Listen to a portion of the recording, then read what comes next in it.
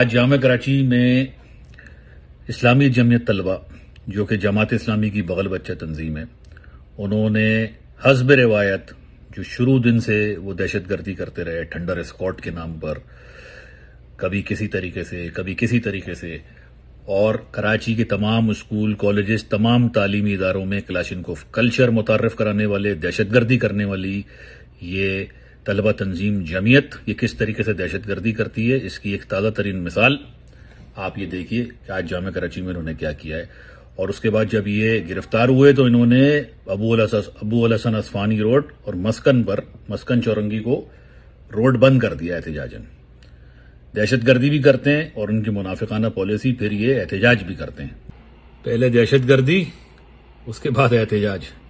یہ ہے جماعت اسلامی اور جمعیت کی منافقانہ پالیسی۔